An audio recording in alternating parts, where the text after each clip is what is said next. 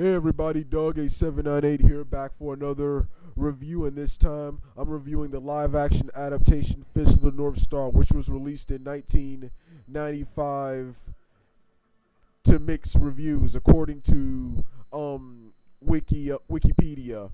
Um, I must say, I love this movie. I've seen it several times on here, and this movie shows you do not need a big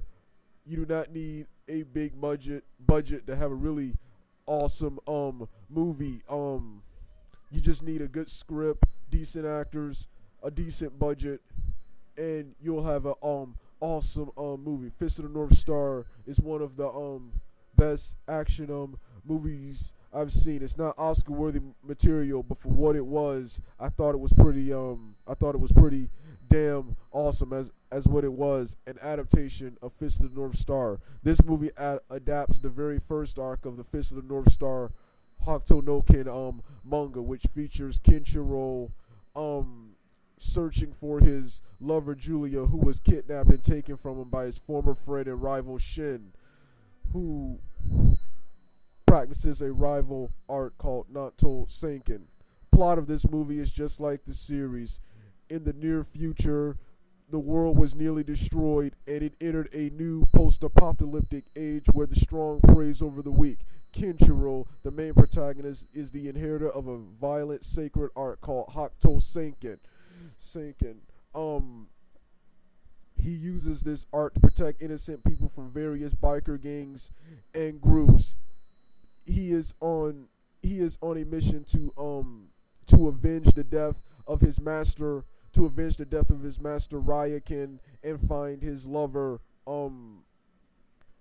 Julia, who was kidnapped by Shin, by his former friend and rival Shin.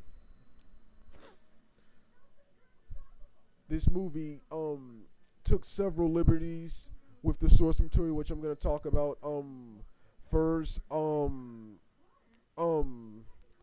I liked Danto Bosco as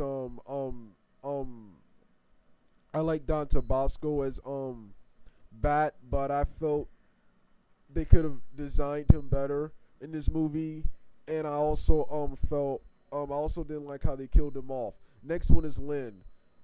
The actor really wasn't that good, but she did act like the character. What I didn't like was that in this movie she was deaf. She was deaf instead of being a mute.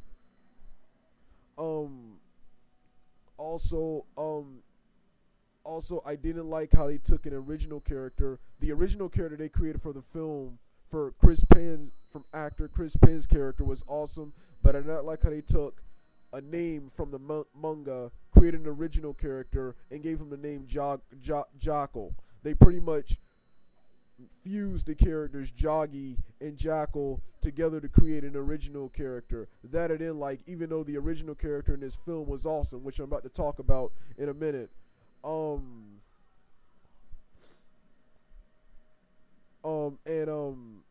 And of course, I also did not like false advertising.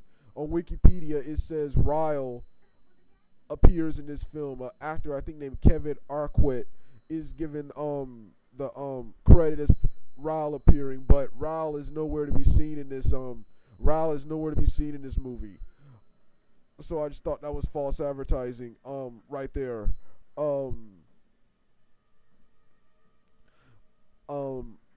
But other than that, this was a pretty good adaptation. Now for the good. Once again, I love the fight scenes. Some of the best martial arts action I've ever seen. The script is phenomenal. It has the same Shakespearean like dialogue from the series, and it has the same sort of storytelling from the series. It's a little bit rushed, but what can you expect with a 90-minute movie? It's a lot different from the other movies from this genre, like Mortal Kombat, Dragon Ball, which have scripts but focus more on fighting and action, and I guess humor more so than the storytelling. And this movie like I said, yes, the fight scenes were epic. I love the opening fight I love the opening fight where Kenshiro beat up Zed and his gang. Zed and his gang. It was so over the top. It was hilarious. It was hilarious. A lot of people mock those scenes because they look goofy, but of course they're gonna look goofy in live action. And then I loved the fight between Kenshiro and Shin. That was just like the anime, from them jumping to the air, jumping in the air and giving each other the kick, and and Shin giving Kenshiro the pressure points, forcing Julia to go with him. I love the fight between Shin and a rival petitioner at Shin's palace, and I love the final battle between Kenshiro and Shin. Also, other badass moments was Chris Penn. Chris Penn did a lot of hammy, hilarious, awesome acting in this film. The speech he gave when he killed one of the innocent villagers about how there will be no alliances and there will be no truth and this is a new age was badass. And you have some awesome actors here. You have Kenshiro. You have Gary Daniels as Kenshiro. You have